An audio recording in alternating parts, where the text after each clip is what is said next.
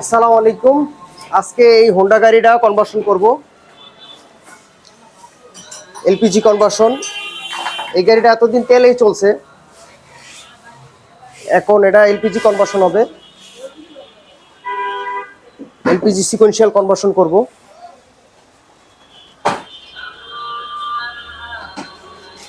এর সাথে একটা টেবিল আছে,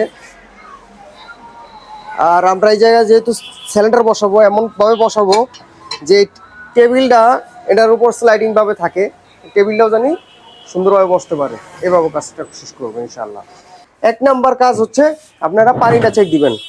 বাসায় যায় ঠান্ডা করে পানিটা চেক দিবেন, পানি কম থাকলে পানি দিয়ে দিবেন। ভয় পাওয়ার কিছু নেই, এটা পানি খায় না, এটা পানিটা লাইনে হাওয়া থাকতে পারে, এই কারণে আমরা পানিটা চেক দিবেন। 1 নাম্বার কাজ। 2 নম্বর কাজ হচ্ছে এক ট্যাঙ্কি ফুল বা 2 ট্যাঙ্কি ফুল গ্যাস শেষ কইরা প্রথম একবার টুনিং করে নিয়ে যাবেন। 2 নম্বর কাজ। 3 নম্বর কাজ, আমরা যেহেতু এলপিজি লিক চেক করে দিছি, তারপরে যদি আপনার কোনোভাবে ডাউট হয় যে গন্ধ আসতেছে কিনা, স্মেল, ঠিক আছে, এলপিজির যে ব্যাড স্মেলটা আসে, এটা যদি আসে তাহলে অবশ্যই চেক করে নিয়ে যাবেন। এই 3টা কাজ হলো আপনার প্রথম করণীয়, এরপরে আর কোনো করা লাগে না ইনশাল্লাহ। আমাদের কনভার্সন প্রায় শেষ। এই যে ইঞ্জেক্টরটা বসাইছি, এই যে কিট দেখছেন, কিট, ফিল্টার, সেন্সর।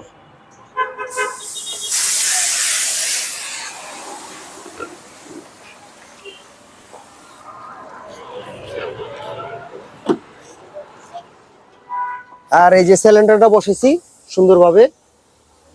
আপনি সিলিন্ডারটা বসাইতে একটু কসরত করা লাগছে, কারণ হচ্ছে এই সিলিন্ডারের এই যে তলে যে বোর্ডটা দেখতেছেন, এটা কিন্তু নর্মাল কোনো বোর্ড না, এটা একটা টেবিল, এটা ফোল্ডিং অবস্থায় আছে। এই টেবিলটা যাতে সে সুন্দরভাবে বের করতে পারে, এই কারণে আমাদের এই জায়গাটায় এল সিস্টেম করা লাগছে। এল সিস্টেম করে এটা বসাইতে হয়েছে, একটু মুশকিল হয়ে গেছে, তারপর এটা বসাইছি ইনশাল্লাহ।